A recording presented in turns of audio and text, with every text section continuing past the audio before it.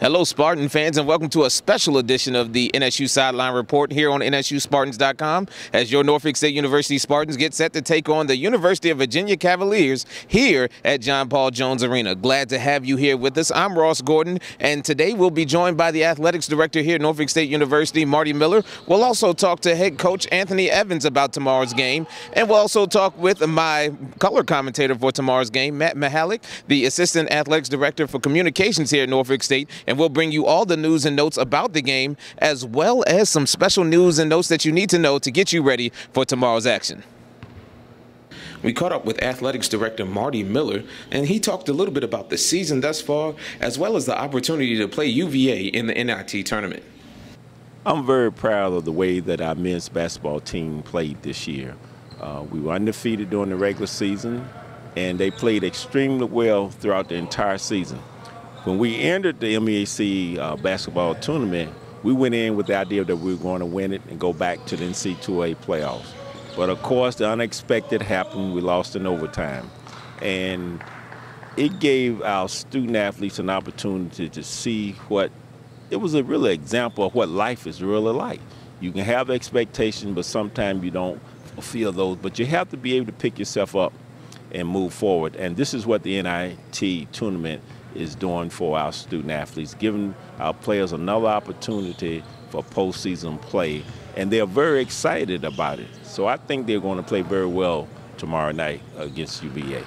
In-state rival, coach, always a nice place to come. Very friendly atmosphere. UVA has a very lovely facility. You toured it. Talk a little bit about what it meant just to go 3 hours up the road to play this game. But this is a great opportunity for our program to be able to play against a fine program like the University of Virginia.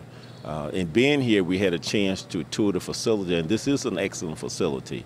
But I think more importantly, we have the opportunity to do something great for our program, is to win our first NIT postseason game. Ross Gordon now with Pendarvis Williams. Penny, another opportunity to get some action in here. Let's talk a little bit about this matchup with UVA. They're a very solid team. They do things well, play defense, only allow 54 points per game. How are you getting prepared for this team? Yeah, like you said, UVA is a very good team. They actually beat Duke this year. They did pretty well in the ACC. But we're just coming out, trying to work on what they do, which is like sag off, try to sag in the lane, double in the post, and shoot a lot of threes. You talk about your season thus far. Again, not where we wanted to be because we wanted to be in the NCAA tournament, but this is also an opportunity to still put our stamp on something. How do you get your team focused for this game? Well, we have to just put that last game behind us. You know, we were pretty upset with the loss, but now we have to just come out here hungry and try to finish out this tournament well. Coach Evans here at John Paul Jones Arena. Not the place we wanted to be, but still, it has to be exciting because we're still playing. Oh, absolutely. Anytime you get postseason bid, it's good to continue to play basketball. Coach, let's look a little bit about this matchup. A lot of scores on the perimeter. Jesperson, of course, Joe Harris. Justin Anderson is starting to come into his own, and then Akil Mitchell inside. Talk a little about this team as a whole in UVA. Well, you know they're a talented basketball team. They beat Duke early on in the season, and they've been very good at home. So we're going to have to do a great job on the perimeter, make sure that we box out, rebound, and push the basketball.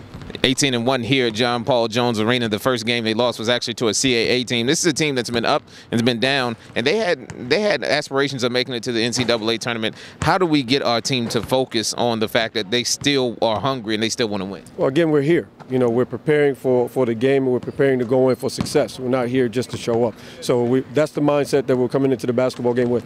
Coach, finally, what is going to be the biggest key to get a victory here at John Paul Jones Arena and then move on to the second round in the NIT? Well, we can't let them come in and just run their offense. They're a methodical basketball team. They shoot the basketball well, so we're going to have to disrupt them, rebound, and push it ourselves, get out in transition. Thank you, Coach. Hello, and welcome back to a very special edition of NSUSpartans.com and the Spartan Sideline Report here from John Paul Jones Arena on the campus of the University of Virginia. And that's right, Norfolk State University for the second year in a row will be in postseason play as they prepare for the NIT right behind us here on the floor. Ross Gordon joined by Assistant Athletics Director for Communications, Matt Mihalik. And Matt, it's a huge, again, a huge affair for the Spartans, second year in a row that they're in postseason play. Yeah, I mean, I think if you would have told any Spartan fan or coach before the season they'd have a chance to go back to postseason play this year, I'm sure they'd be ecstatic about that. Obviously, not in the NCAA tournament like they were last year, but the team's had a chance to put put that disappointment a little bit behind them from last week of losing in the MEAC tournament. And again, postseason play, they're going to be on national TV tomorrow night playing an ACC school. Doesn't get much better than that. We'll talk a little bit about the game tomorrow, but we'll also wrap up the season right now as Norfolk State fell to Bethune-Cookman in the conference tournament in overtime. It was a tough loss for the Spartans, but again, it's something that we've seen all year. It just hasn't hurt the Spartans, and it crept up at the wrong time. Yeah, the Spartans have been winning by close margins all year, getting out to an early lead. We saw that against Bethune-Cookman, I believe a 13-point second-half lead. The other team came back just as Bethune-Cookman did a couple weeks ago earlier at Eccles Hall. They fell a little short at Eccles Hall, but were able to catch the Spartans on last Wednesday night when the team just couldn't really get into a rhythm, I think, in the second half, and perhaps a little bit of the pressure of the moment and playing at scope as favorites perhaps maybe weighed on them a little bit. You talk about that moment where the Spartans had an opportunity to go back to the NCAA tournament for the second year in a row, and it's good that the team also understood with the 16-0 record that there was still something else to play for, and the team really felt that loss for a couple of days and then really got back in the mindset of getting back to basketball. Yeah, I mean, the Spartans were one of only a couple teams nationwide that went undefeated in their conference and regular season play. Hadn't been done in the MEAC in almost 20 years. It's a tremendous accomplishment, but to expect them to keep going, obviously, and had to make it 19-0 to win 3 games in the MEAC tournament, certainly a hard task when there's a good league, a good number of teams in the MEAC, and a lot of parity within the conference as well. You mentioned only 3 teams were undefeated in conference play. Norfolk State was one of them, and again, the long winning streak that the Spartans had, which says a lot about what this season was. Losing your 4 of your 5 starters from last year, coming back to this year, not much was expected of the team, but Coach Evans and his staff did an amazing job getting this team back to conference championship contention. They did. I mean, started the season a little bit slow. Obviously, they had the nice win over Rhode Island to start the year, but only 5-10 in non-conference play. But the team was able to come together, accept their new roles, a number of new faces stepping up, some guys who didn't play much last year, guys like Chris Brown stepping into newer and more expanded roles this year. Definitely a regular season to remember for any Spartan fan and this team as well. Second time Norfolk State has been in this facility on the men's side. The women were here earlier this year, didn't fare too well, but the men came 1 point away from beating UVA here a few years ago, I believe, in Tony Bennett's first or second season as head coach.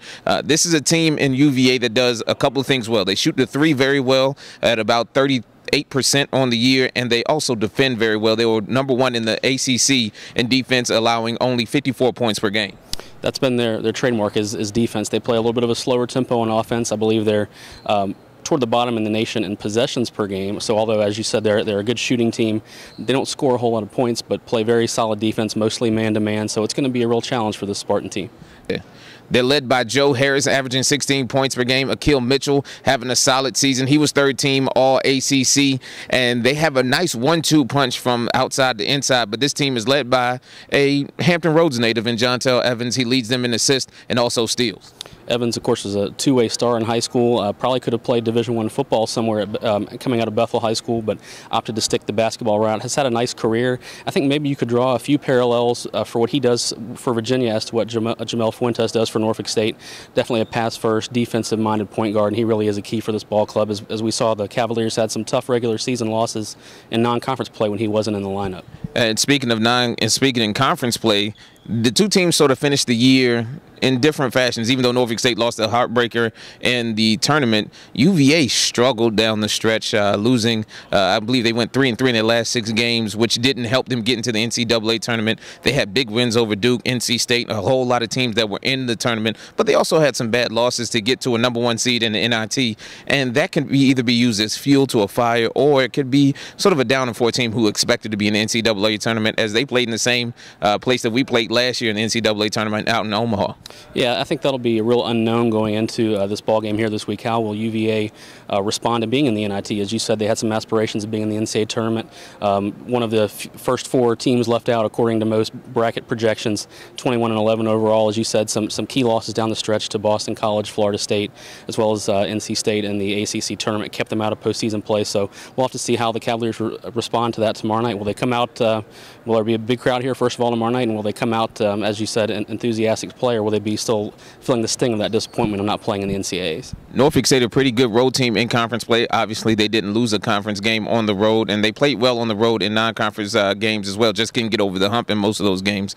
But you look at this team in UVA, 18-1 here in John Paul Jones Arena. Yeah, incredible winning streak. I think it's up to 17 games in a row now. But nonetheless, a number of players from this team, including Pendarvis Williams, obviously was here 2 years ago in that game that the Spartans almost won and very, very likely would have won if not for a tip in there right near the buzzer on a missed free throw. So hopefully they can draw from that experience a little bit and draw from their experience having played in other arenas like at Illinois, NC State, and of course last year out in Omaha, a very large arena as well, as they come into this game at the John Paul Jones Arena. We would like to thank everyone for their help here today on the special edition of the Spartan Sideline Report. Matt Mihalik, also the athletics director here at Norfolk State University, Marty Miller, and Coach Evans and Pendarvis Williams for their help. We thank you for watching NSUSpartans.com.